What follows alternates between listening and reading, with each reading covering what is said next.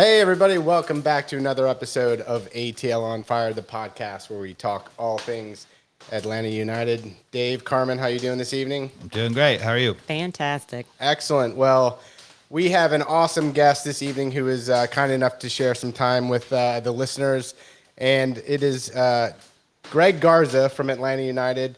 A quick bio on Greg.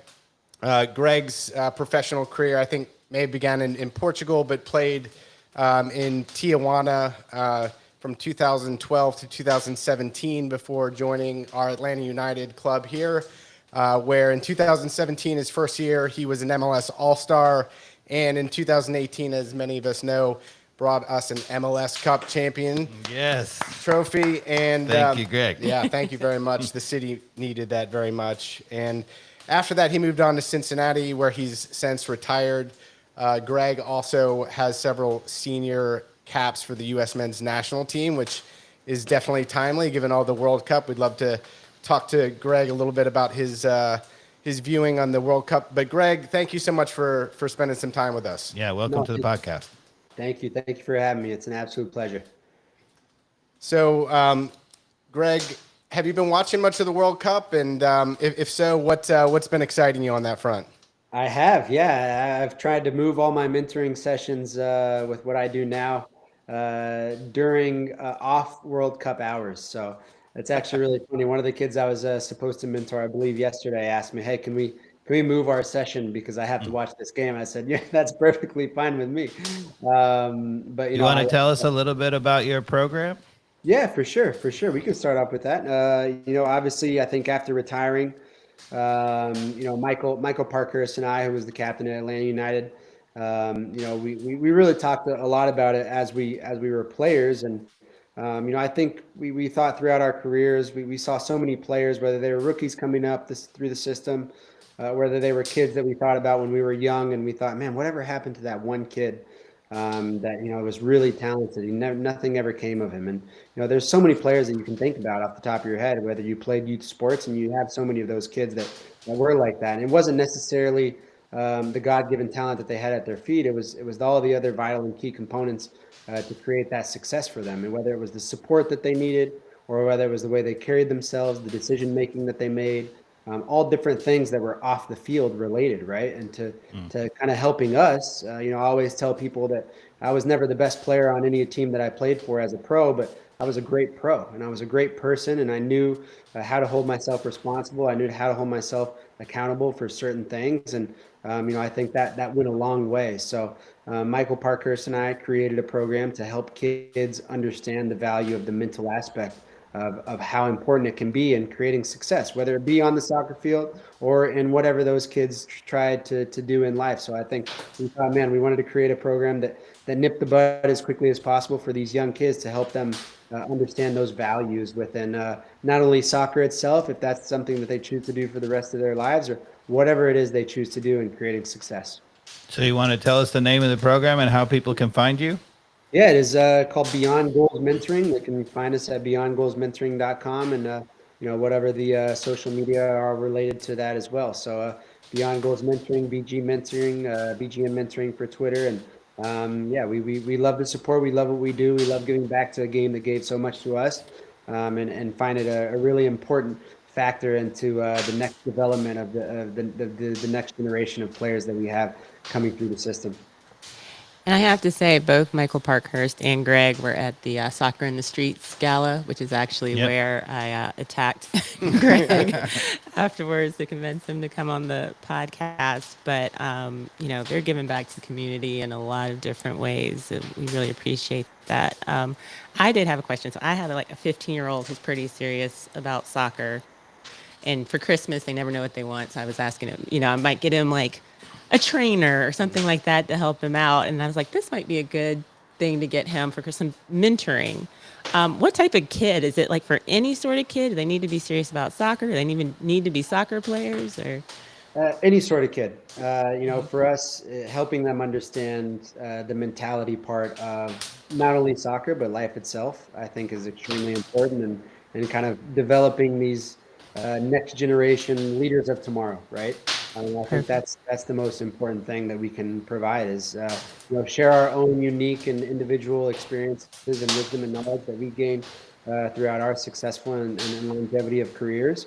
But at the same time, kind of help them understand that certain strategies, certain exercises that we use on the mental side of things helped us within whatever moment that we were going through, whether it was dealing or coping with pressure, whether it was dealing with adverse situations, in my case, injuries or setbacks, right? But these are all things that relate to things not only with on the field, but also off the field as well. So, yeah, it is any type of kid, whether it's a kid that's playing JV and wants to make varsity, or whether it's a kid that's extremely serious and then has opportunity to make it really far. It's a wide spectrum of kids. Can you provide it to our current national team players?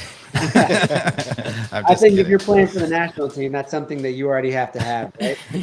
Yeah. If not, you wouldn't be there, right? It's really funny. We always use the example. I use the example of there's a club player mentality, and then there's a national team player mentality, and they are very, very, very different in understanding what type of player is scouted into that national team player pool. So it takes a unique and special type of character and person to be a national team player. And I think that we had a lot of those guys at the World Cup. It just unfortunately didn't unfold the way that we wanted it to. Yeah, and on that front, Greg, what was your view on how the U.S. men's team did during the World Cup? We obviously made it out of the group round, which was fantastic. Did not do as well against the Netherlands as we would have liked, and certainly those last two goals. Curious, even what your thoughts are. The left back in particular position was kind of left ball watching a little bit there, unfortunately, but. Curious how you thought the team performed and maybe some viewpoints you have. Yeah, yeah. Honestly, in my personal opinion, I think we exceeded expectations.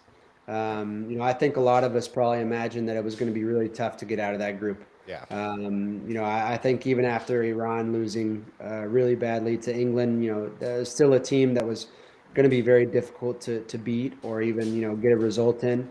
And Wales kind of, the dark horse of getting into the World Cup and, not really knowing. And I think with the U.S. being where they were, they hadn't really played against a top tier team within the past 2 to 3 years.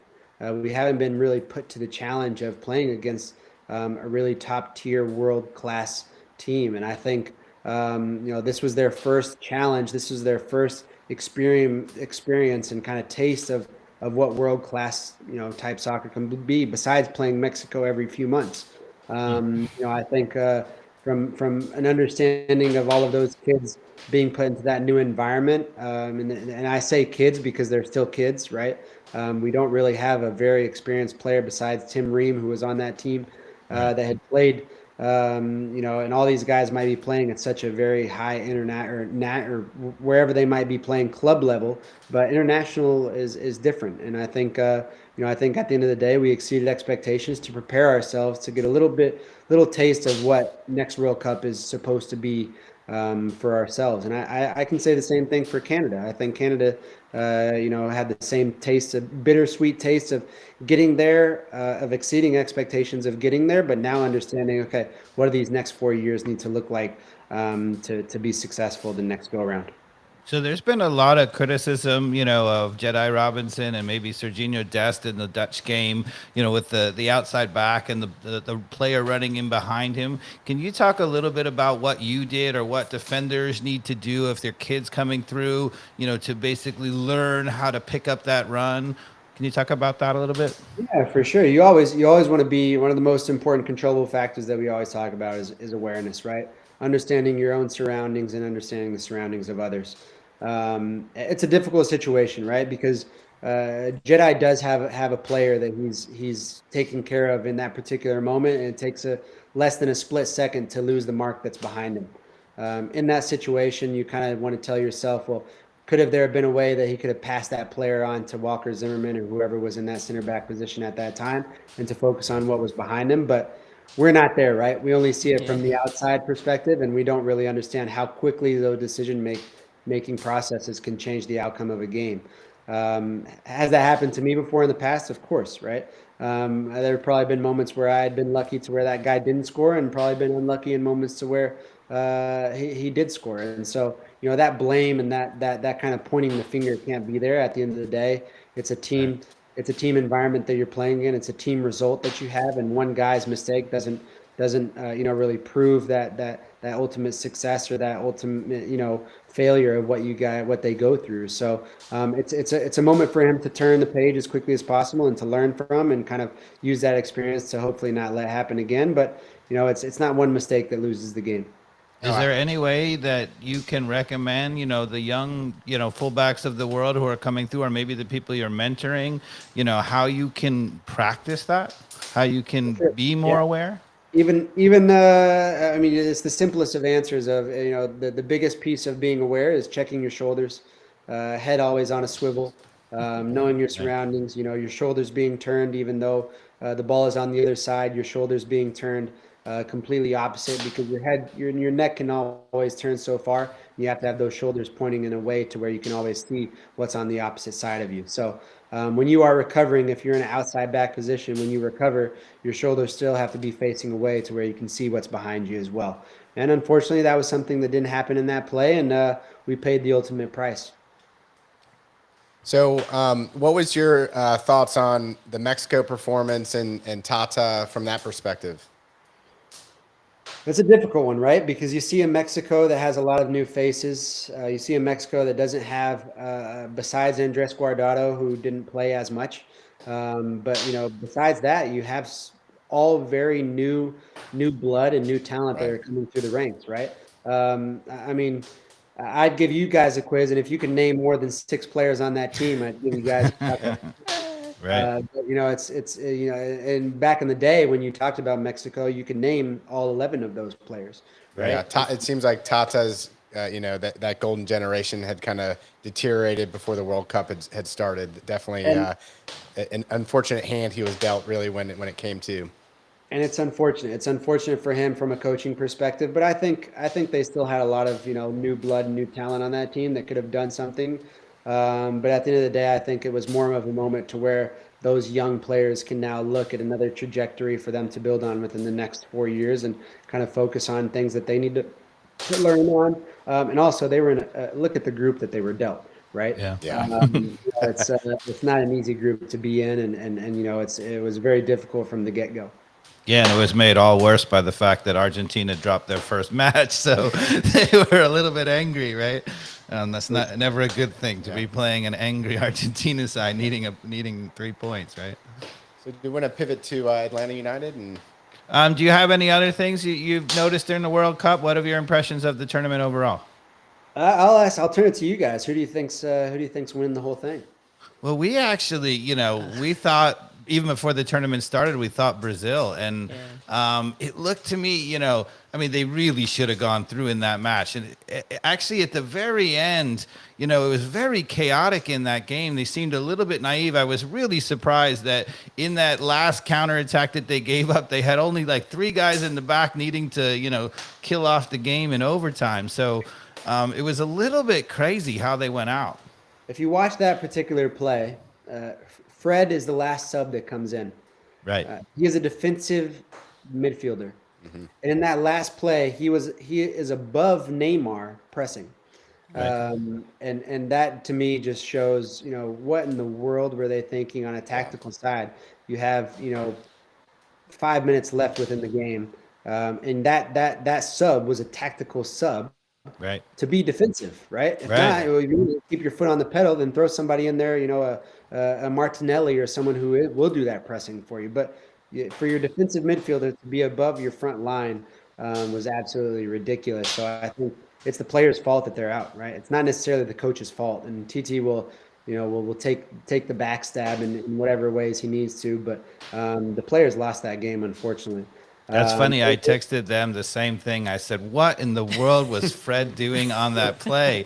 I mean, I love the fact that Brazil, when you're trying to kill off a game, I feel like a lot of people just run it into the corner, and they were trying to maintain possession in the attacking end, which I thought was really good. Fred was on the ball. He tried to kind of go forward, but to be that far up the field as the defensive midfielder killing off the game, I agree with you. It was a little bit too adventurous. Yeah, kick it in the corner and just go from there, right? You have to know that if you're playing for Manchester United and you've played at the highest level and won a Copa America, you should know better. That maliciousness has to be within your game, right? That's something that I wish I could teach the young talent within the States, is having that maliciousness to kill off games, right? And the best way possible, because those South American countries, they usually understand it, but Brazil did not understand it within that particular moment. But I'm kind of rooting for Morocco, man. They remind me without the talent, but they remind me of the 2002 Brazil World Cup Championship team. Of if those guys were on a counterattack and you saw Rivaldo, Ronaldo, Cafu, Roberto Carlos, all these guys running up the field, man, and just like not knowing what's coming at you. Those guys have the absolute speed of getting from one transition to the next, of defense to attack. So they are an absolute pleasure to watch. If they can get past Mbappe and crew, I think they might be able to do something. But I mean, those guys have to be extremely proud of how far they've already gotten. Yeah, it's the furthest an African team has ever gotten, right? So that's already amazing. Absolutely awesome to watch. Yeah, and I think these semifinal games are going to be fantastic. You got to say, Argentina and France are probably the favorites, and France certainly might be the front runner at this point. But I would love to see Messi bring a World Cup back to Argentina and have that part of his history. But yeah, Croatia as well, kind of like Morocco, is just, Luka Modric has been absolutely amazing for he's like 37 years old and ageless, playing like a teenager. It's incredible. Unbelievable. Yeah, it's I still can't believe Brazil's out, just losing to a country that only has 4 million people, right?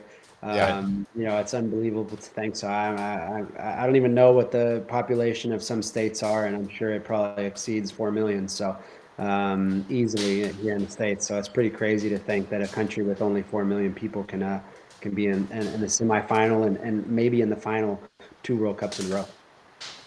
Yeah, you're talking about maybe, the greater metropolitan Atlanta area, right? It's almost that big. Yeah. Right? Yeah. Unbelievable. It's amazing. It makes the World Cup just beautiful. I love it. So do you want to pivot to Atlanta United, Dave, and talk a little bit about so, we were curious. I mean, we've talked a lot this season in Atlanta United about outside fullback play. So we wanted to ask you a little bit, and we wanted to start by saying, when you were playing with Atlanta United in the championship season under Tata, we obviously sent our outside backs forward quite a bit. And I wanted, maybe you could talk to us a little bit about the philosophy, what was your goal in doing that? And what was the expectations? For sure. Yeah, I think, Tata comes from a background of, he's from the Bielsa program is what they call it, right? Right. And Bielsa is the one that's kind of really written that program, and Tata comes behind it. There's so many different coaches within the realm of so many coaches that I've played for that come from coaches who have kind of written those philosophies, and other coaches kind of banking off of it. So Bielsa's program and philosophy and kind of the methodology of how he thinks is he really uses, it's called a lunatic mentality. And I actually use it with my mentees all the time. And a lunatic mentality is to how you can create the other team to think that you are absolutely crazy.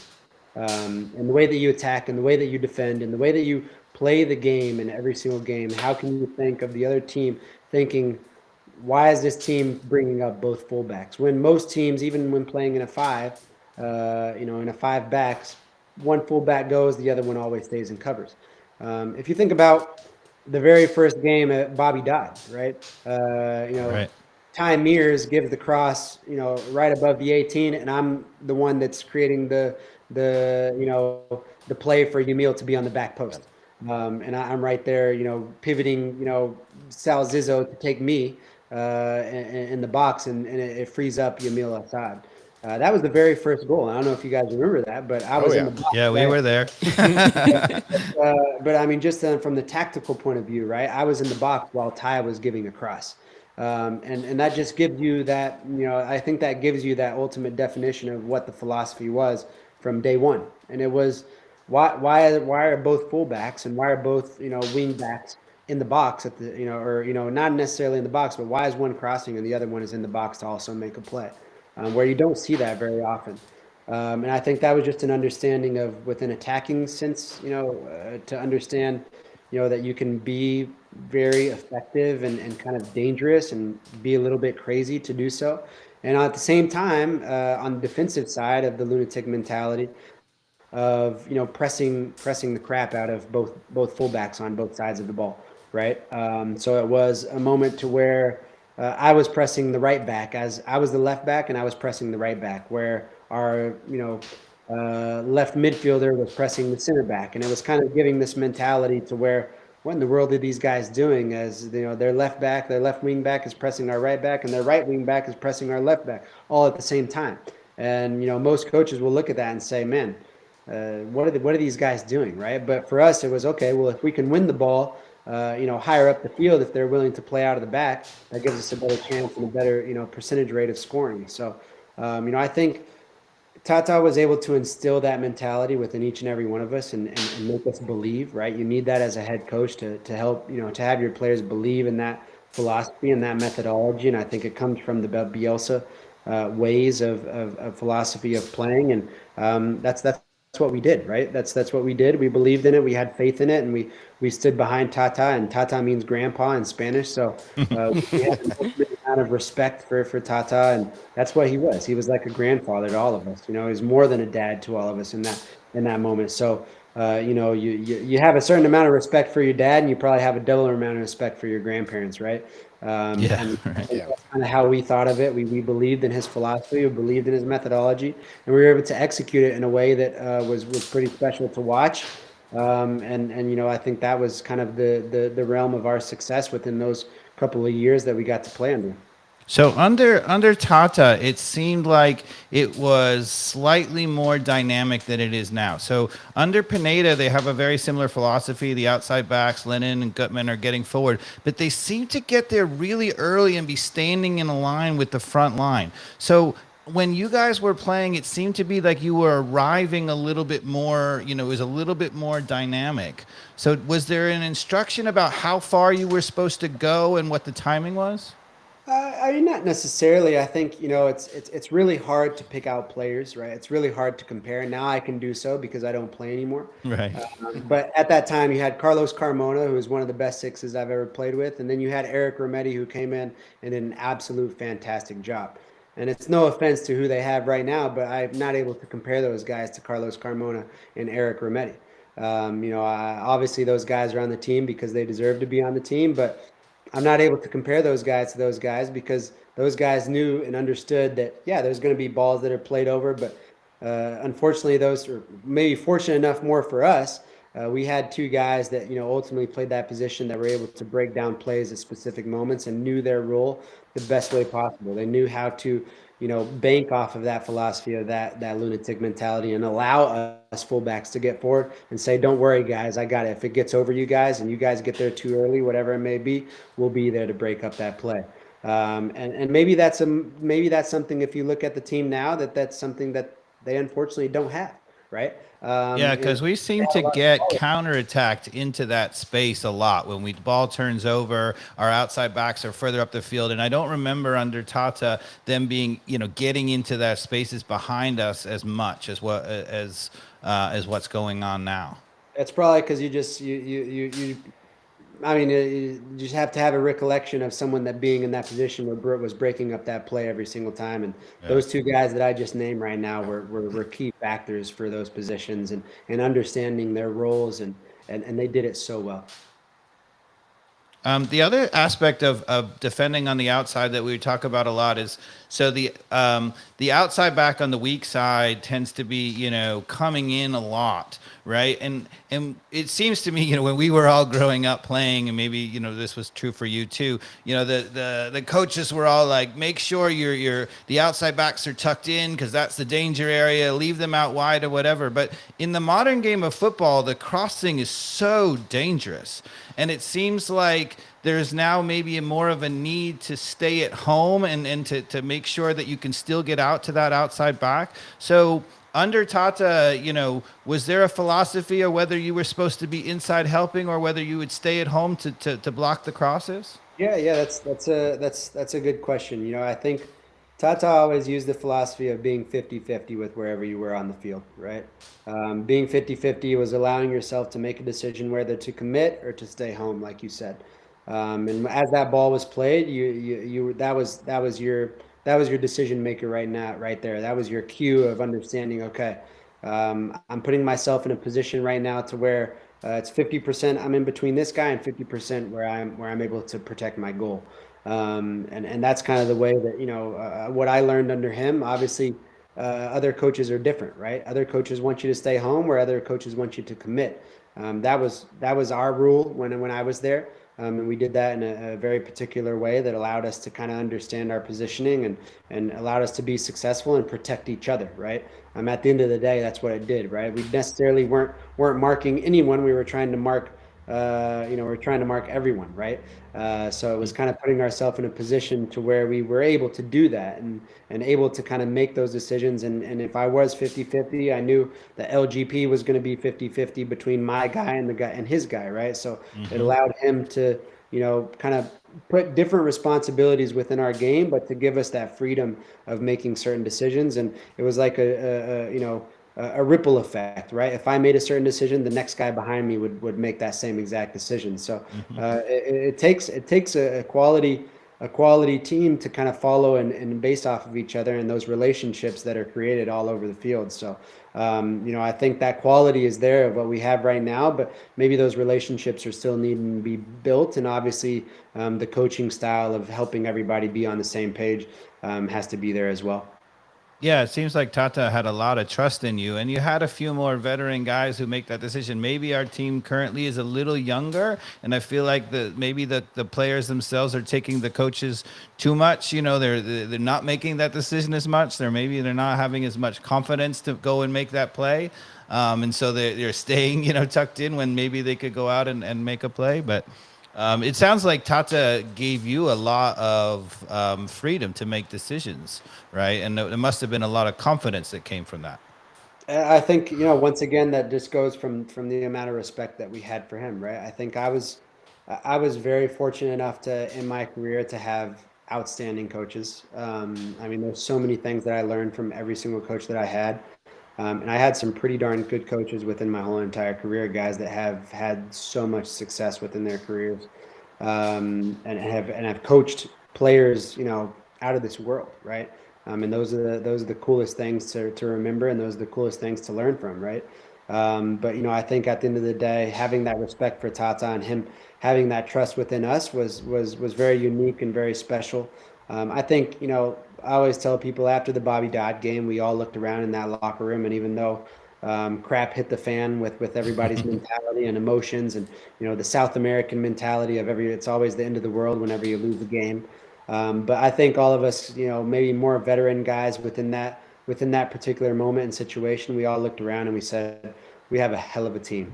Yeah, that's what we felt. We walked away from that game and we were like shocked as heck. We had been, talking to each other about what's Atlanta United going to be like. And we walked out of that game saying, wow, our team is a lot better than we thought it was going to be. It was Miggy Almiron's first touch in the ball. I looked at Dave. I said, who is that guy? Who is that? Yeah. Who is that guy? Unbelievable. I probably said the exact same thing after I saw the first touch of that game of his as well. So, yeah, we had no idea who these guys were, right? And we had no idea who each other was. I knew absolutely no one on the team. So, I think for us of kind of really understanding that process of, believing in how special of a team we were. And, it's a lot of luck, right? It's a lot of luck of getting that kind of relationships to kind of bind together and create such success. And, you root for that within Atlanta United of what it is today, but that's why that team was a championship team, right? And that's why certain teams are championship teams, right? Because everything just seems to click, not only from the coaches, but also from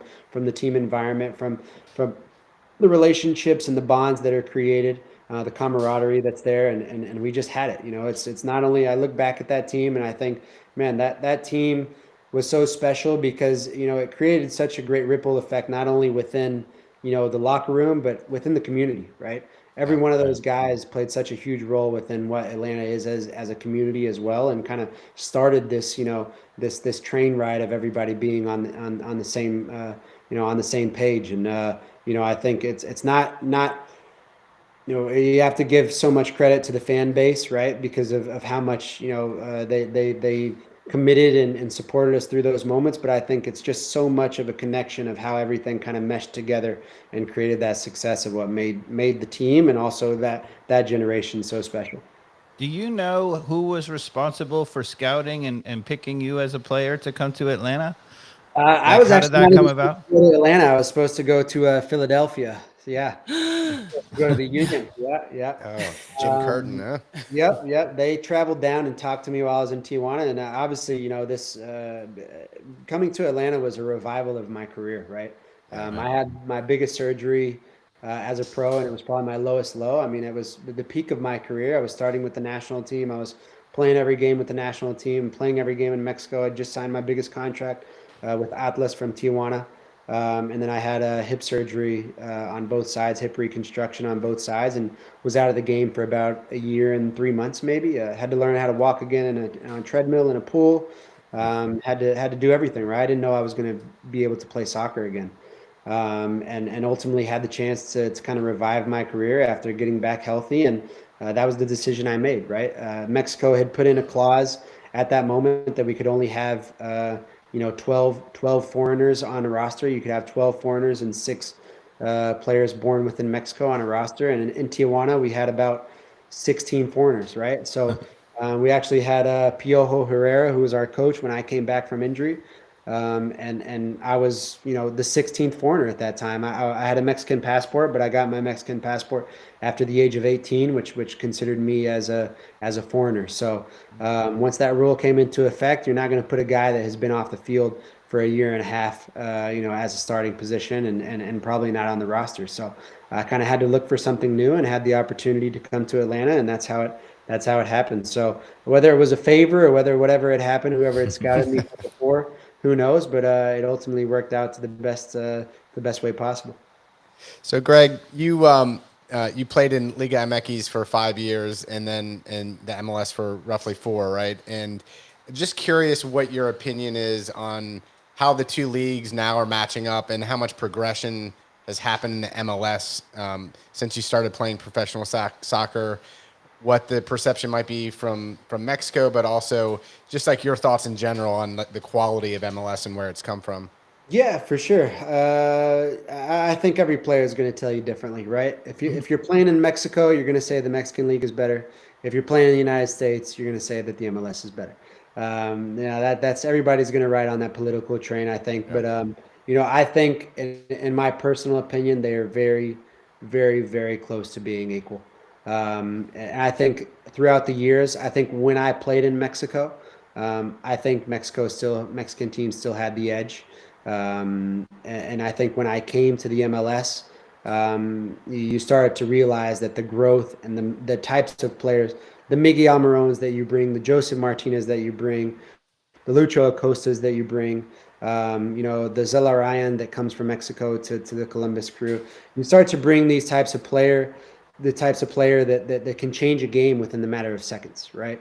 And to where the MLS used to not have that. And I think Atlanta has been kind of a catapult and kind of a reference to all these other teams bringing young talent that can change a game within the matter of seconds. And I think nowadays you have so many teams within the league that have those types of players, and that's the force that I think Mexico had for a really long time, and I think the MLS has finally figured it out, that it's not about bringing these guys to retire within the league.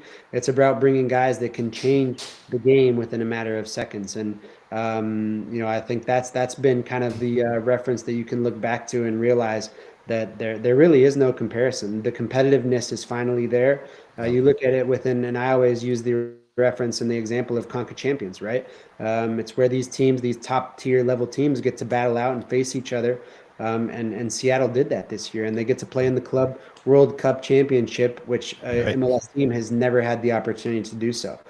So I think that'll be extremely special for them to do. And to be on that level and that stage of where no one has ever gotten to do so is it really puts us on the map as a league. And, I think makes others realize that we're here to contend for great things in the future. Are you familiar with the Leagues Cup that's coming next summer? I'm not. I have to study So- youth soccer now and understand what ECNL, MLS Next. That's Dave's world. That's Yeah, right. impossible to keep up with. Yeah. So trust me. apparently, this is flying very under the radar, but Liga MX and the MLS teams are all going to stop competition in the middle of next summer, and for 1 month are going to play a World Cup style tournament with every MLS team and every Liga MX team. But that sounds to me, that sounds to me like somebody's about to make a lot of money. Yes, yes, And, I agree. I mean, how is that not going to be entertaining, though? I mean, that's the thing. I mean, Dave told me about this and I looked it up and it's real. I was like, this is pretty cool. I mean, when I was a kid, the coolest games, I would go watch the Dallas Burn play in the Cotton Bowl, right? I probably wouldn't pay attention, to be honest. But I got to watch Oscar Pereira play and all those guys. But at the end of the day, it's the coolest games that I went to when I was a kid was, Chivas versus America at the Cotton Bowl, and it was filled with close to 100,000 people, right? Right. And no Dallas Burn was close to that, right? Or the Pumas came to play in Dallas, right? Pumas were playing, I don't know, some team, some exhibition match or whatever, and the stadium would be absolutely jam-packed. So you have that Mexican heritage within the United States. Yeah. It's always going to be there, right? I played against Mexico, the USA Mexico game in the Alamo Dome, and it had 100,000 people in it, right? And I can guarantee you that whole entire stadium was green. That was in San Antonio, right? So, Right. I think it'll be awesome to see and kind of play with that atmosphere, because that's what it's all about, right? That competitiveness, that rivalry will always be there. It's never a soccer game in those games. It's more than a game. It's a war. It's a battle, and that's what the beauty of the game is all about. So could you comment, so in Liga MX, there is the, playoff structure, and in MLS, there's a playoff. In Europe, there's no playoff. It's just, league title. Could you comment about, what you prefer, or does, MLS have to eventually adopt, something that's more European, or what do you feel about the differences? Yeah, it never will adopt, right? Because I think once again, we talk about being a big money maker and a big way to kind of keep people engaged and involved. I think it's either way, it's still a fun thing to be a part of, right? I think it gives you a chance to play a different type of tournament whenever it is playoff time, and you use the American mentality of whether it's football or hockey or baseball or basketball. That's what we've only known as Americans, right? So it kind of gives that way of structure, but at the same time, I think it's cool to be a part of something that you work extremely hard over the course of a year to be successful in, and I think that's kind of given that structure of what the European and other base soccer leagues also have. So I think it makes it fun either way. So, Greg, how do you think Atlanta United is shaping up for this new season? We're probably going to have a lot of moves here that are announced, but what do you think the team needs? What do you think the team is going to look like? It's such a hard question because you have a new president that comes in that I think will be probably more soccer engaged and soccer involved than the other president that we had. I think Darren was a great president, but I think he was a guy that was great. He's a businessman, right? Right. I think he did really well for the business to help people understand the value of what Atlanta United is, and kind of created a club that connected not only with the community but with the whole entire state of Georgia. And so I think now you have a president that's going to come in and knows this league inside and out, all the loopholes, all the successful ways to create a successful team, and he's done that with two other organizations as a GM and also as a president. So you have a guy that's coming in with loads of experience and loads of wisdom, loads of knowledge, that knows, like I said, all the ins and outs, the rights and wrongs, the do's, the don'ts, and kind of understanding how to create a successful organization, but more importantly, a successful team on the field. So I'm interested to see what moves are made. I don't know.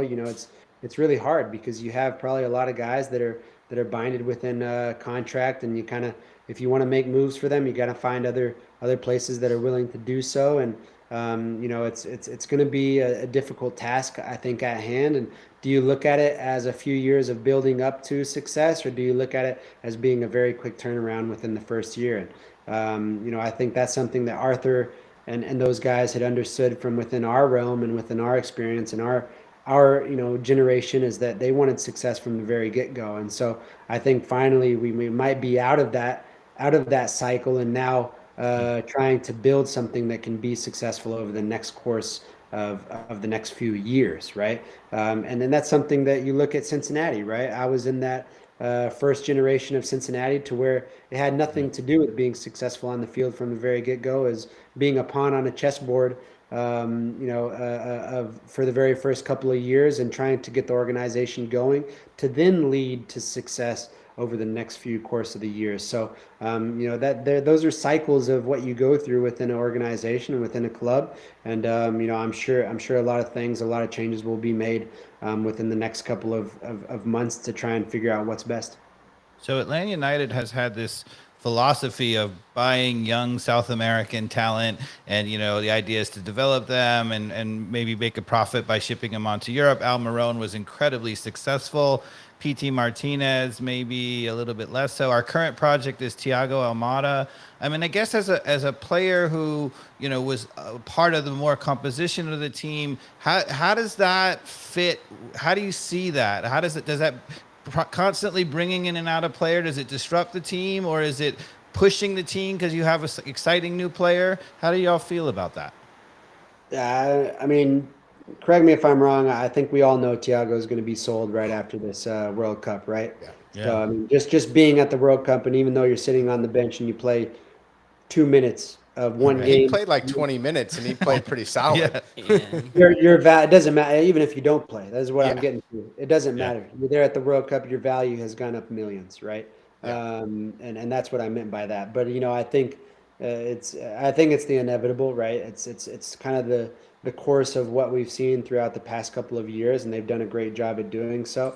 I always say a great MLS team is based of two or three guys that can change the outcome of a game within seconds, of what I've spoke about a little while ago. And the rest of the guys needs to be guys that know their role. They need to be guys that know their role. We call them the industrial players, right? The guys that can really come in and know exactly what they need to do to help those three guys change the outcome of a game that easily. And that's the successful team that you're talking about. And so if you can always bring in guys that can change the outcome of a game and rely on those guys, but also know what you're getting out of the other guys to be those industrial players, then you'll be very close to hopefully getting a very successful team. And I think Atlanta United is still almost, they're super close into doing so. They're bringing in types of players that I think can change the outcome of a game. I think within this last season, we didn't have that, right? We didn't have you looked at Thiago, and maybe Thiago was the only guy that could change the outcome of a game within a matter of seconds, of chopping up one guy and hitting it upper 90 within the next play. And within 2017 with 2018, you had that all the time, right? There were so many times to just give the ball to Miggy and have him make an amazing pass to Joseph, and Joseph will change the game. So I think if they can find that kind of outcome within the next couple of months of what they decide to do, they have a really good chance of creating some success within this next season. Awesome. Well, Greg, we want to be respectful of your time. We know you've got some mentoring to do here, and just want to say thank you so much again for joining our podcast, and wishing you the best with your program, which is Beyond Goals Mentoring. If you're out there listening and wanting to learn more about it, we'll make sure we share some of the links in the post after the podcast. So, Greg, Yeah. thank you so Thank much. you so much for coming on. We really appreciate it. No, thank you guys. It's always a pleasure, man. And yeah, I'm sure we could probably talk soccer all day, man. So Yes, Absolutely. maybe we'll have you back. sounds good. It would be an honor. Okay. All right, Greg, take care, man. See you Yeah. guys. Cheers. Take care. Thank you. Have Bye. a good night. Bye bye. All right, that was Greg Garza. That was awesome. Really, Yeah, some fantastic of him to share that time with us and Really nice. really insightful comments. What did you take from it? I was definitely interested to hear kind of where you were digging with the philosophy of the fullbacks, and obviously he got to an interesting point, which I don't know that I was expecting him to say, which was Tata's philosophy was a little lunatic to actually push both up, but I'm sure there's layers to it that that Greg could get into more, right? That there has to be some practicality of not doing that all the time and having one of them play back, or having a system where your defense is not too vulnerable all the time. The interesting thing to me is that, when he was talking about it, I almost maybe expected him to talk about, that Tata was trying to overload, get a 2v1 on those sides or whatever, and that it wasn't as madness as lunatic as that. But it's interesting to hear him talk about that. And so, if it's Bielsa, lunatic down the side, right? Which at times it clearly was. I mean, Right. Garza would end up sometimes on the end line, and there were times where we had a cross from one of our outside backs, and the other outside back was in the box to try to finish. But the interesting thing to me is I watched those games very, very carefully, and they didn't seem to be so static and so committed. And it almost suggests to me that, maybe Pineda's system isn't as much, but the players themselves is trusting more. And we've talked about it some, that Gutman, for example, seems to have a better balance to it, right? He seems to be back when he needs to be. It's that 50, we were saying the 50-50 philosophy. It seems like Gutman gets that and knows how to take on that responsibility himself on. To Greg's point, that self-awareness that you have to have, your hips need to move. Like you see that from Gutman, which we need that from. And interesting, Gutman and Garza both come to that role as a defender, right? Yeah. Whereas Brooks Lennon comes to that role really as a winger, right? And so Brooks maybe sees it more as attack first and the defense secondary responsibility, and maybe that's contributing to the overbalance of it. Whenever I think of Brooks Lennon defending, I always picture him running backwards towards someone, not facing them. Right. Like that's not that's not a vision I have in my head. Right. So right. And obviously what he talked about, which we've said, Carlos Carmona, Remedy, those guys have been extraordinary. But the one thing I will say that I maybe disagree with him is I feel like Sosa is every bit as good as Remedy. Carlos Carmona, people don't remember because he was only here 1 year, but he was class player. We've talked about it on the podcast that when he moved on, people were like, oh, ho hum, whatever. I was worried as all heck because he was phenomenal in that first year. And in that championship, is it Remedy or Remedy? Yeah. He knew his role, and by doing his role, he gave Darlington Nagbe really that freedom in front. Yeah, we talked about how in the MLS Cup final, we started with Remedy Lorenowitz behind Nagbe, and actually we've talked about it that maybe one of the differences is you could afford to do that and you want to do that more when you don't have that, you have such defensive guys in the midfielder who are so strong, right? Whereas the team that we have where the midfield is much more dynamic, it's really only Sosa as maybe the true defending in it. Maybe we don't want to do that. We've talked about that, right? Yeah.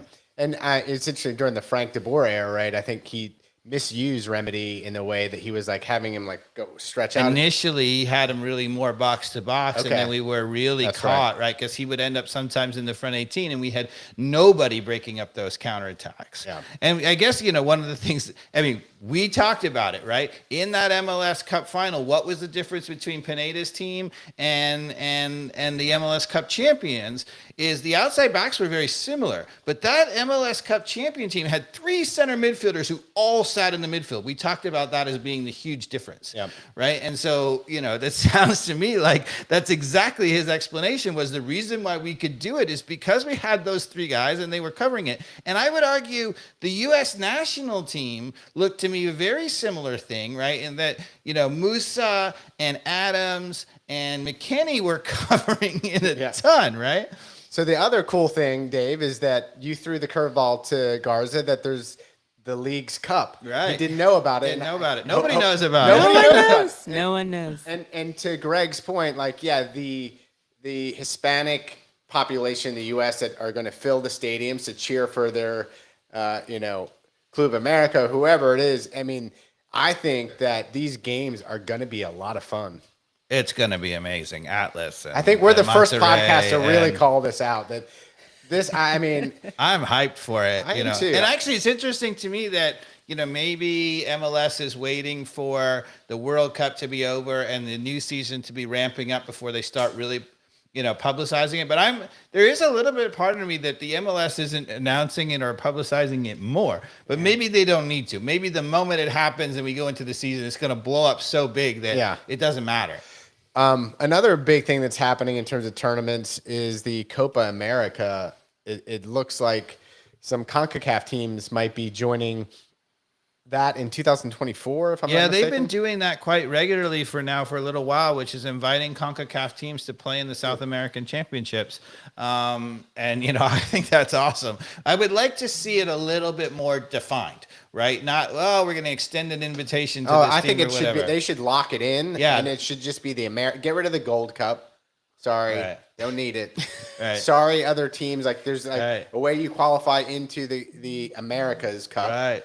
Just like you have the Euros, it's hard to make, there's a line that has to be drawn, and you don't make it if you're Trinidad and Tobago. Sorry, you're not in the America's Cup. So, to be honest, with the progression of U.S., really, Mexico has been good the whole time, but progression of the U.S. and now maybe Canada, right? The South American Championships has maybe been lacking, having a couple extra teams. That's why the European Championships gets treated, even in the U.S., almost like a World Cup. Yeah. And the South American Champions has been sort of the little bit of the ugly steps. I think it should They're be the just Big waiting Four. for Brazil and Argentina to play in the final, even though obviously some of those other sides are amazing. But if we were to continuously join that, and if we were to be a qualifying to the get into only way that, we're going to keep getting more serious. I like that a games. lot. Yeah. So I would like to see it more defined. Right now, it's been sort of by invitation. So last thing, I'll throw the same question back to you, Dave. What from the interview with Greg was insightful or maybe surprising to you?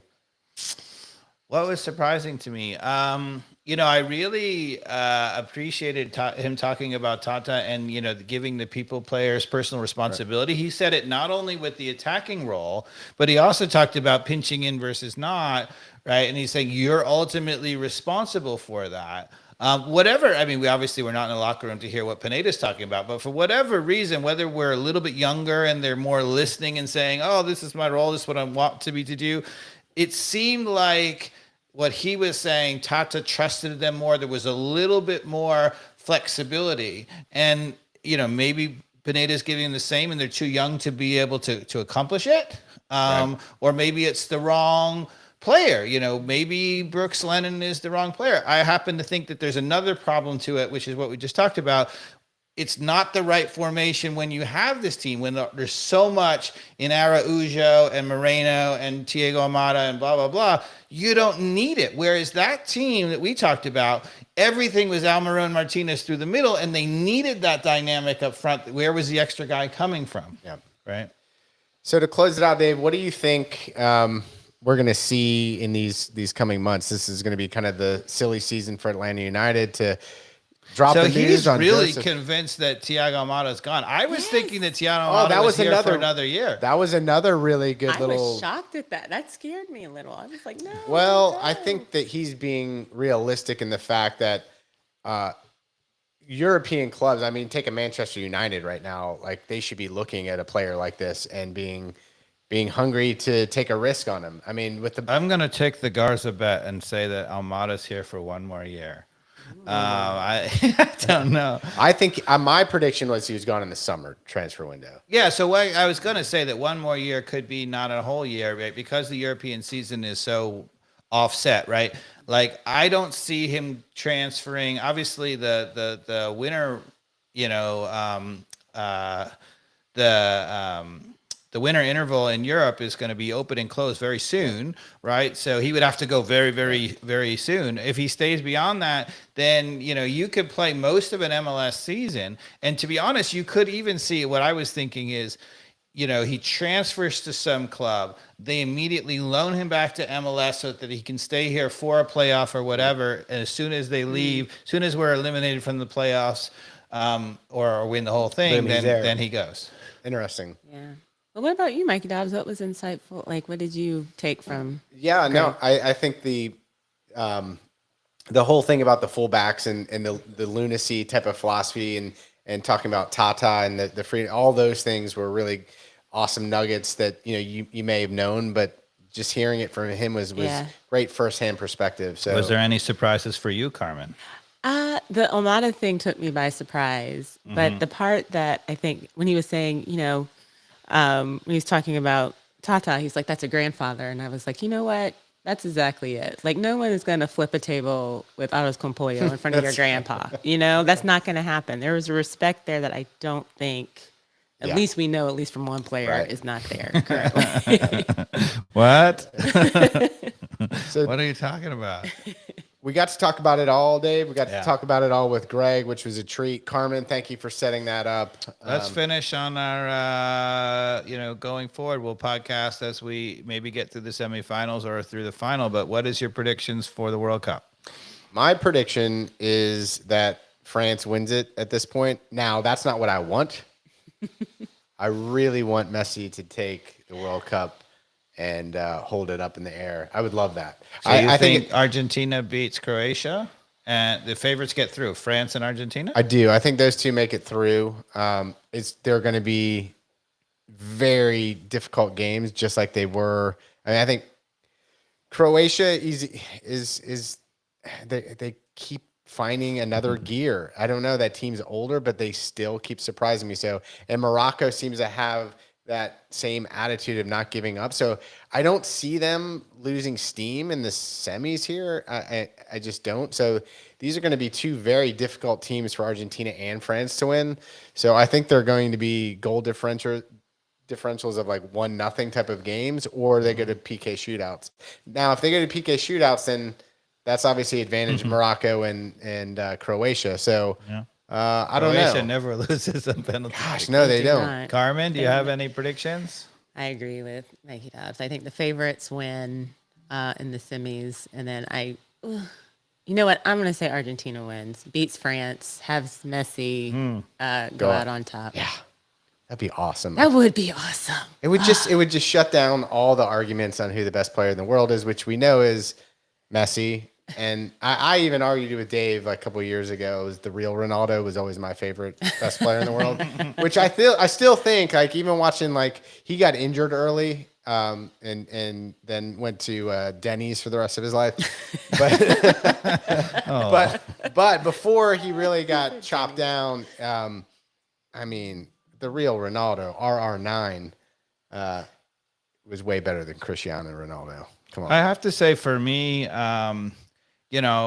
I think if I had to be a betting man, I might probably pick Argentina to win it, but I don't think France and Argentina are both going to get through. I don't have the insight to say that Morocco is going to get through or Croatia is going to get through, but it just, statistically speaking, the chances that them both, I said this last time about, I think all the favorites should get through, but statistically speaking, the chances is not going to happen. I wouldn't dare bet on any of these games. Like this. I don't have a strong feeling about it. I mean, neither Argentina nor France are so superior that they're going to roll, and those are just plucky enough. So I think betting averages, it's probably 60-40 in both games, right? Yeah. So Argentina probably wins 6 out of 10. I think that France probably wins 6 out of 10.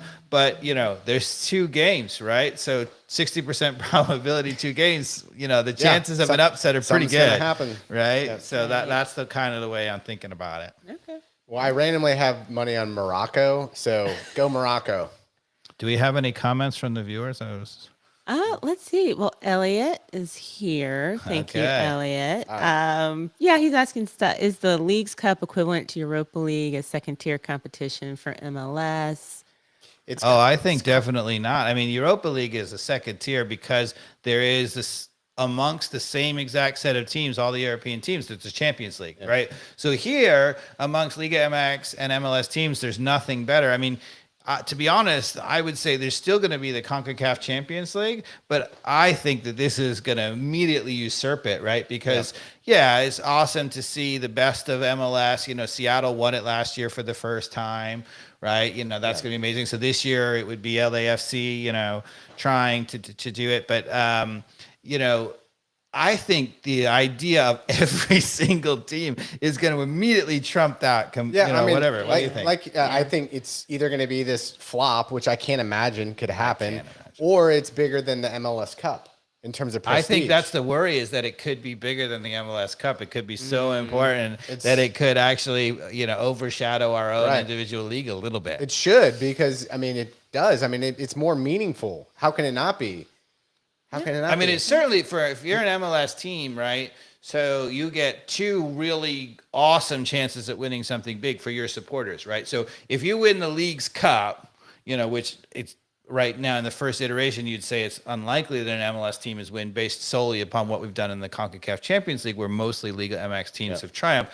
But if you were to win that, or even if you're the last MLS team standing, your supporters are pretty happy. And that's in addition to another chance to win it with the league title. And to be honest with you, it creates what any European club supporter would have. If you're a Barcelona or Real Madrid or Bayern Munich fan, you have not only the league title, but then there's the Champions League. So there are times where your team is maybe finishing second or third in the league, and you're like Chelsea, and you're like, oh, let's go win the Champions League maybe. So I think it could create that. Yeah.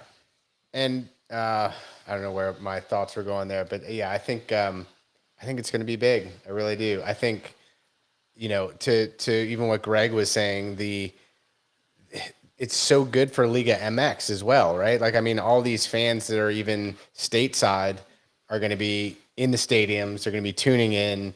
So this Apple TV deal, I think there's going to be some benefits there as well. Yeah, actually. Yep. Are there any other questions? I think that was it. Okay, we're going to do two things before we leave, though. We got to thank our sponsor, Wild Heaven Brewery. You know, we noticed we've got this amazing new logo. Mikey Dawes is holding it. Two locations here in Avondale Estates and in West End. Dave, Emergency Drinking Beer and ATL Easy Ale are some of our favorites, but they've got some amazing beers that now I noticed in our logo, which is amazing, that the sponsor logo, the Wild Heaven Beer, the glass always starts out empty, Mikey Dawes. Does that have anything to do with you?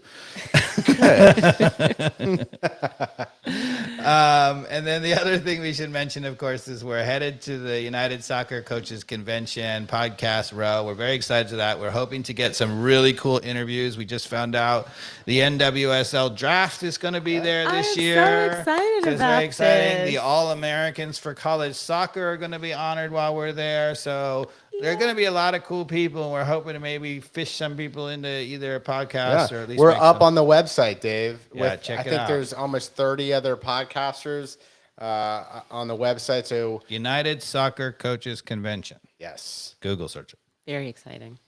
Well, folks, we have talked about it all and then some. And again, really thankful to Greg Garza for coming on. And thanks to by Greg. the way, I don't think a lot of you guys are subscribed. If you're out there listening or found us on the YouTube, 80% of y'all are not subscribed to the channel. So appreciate Hit the button. Hit the button. Let's do it. Yeah, and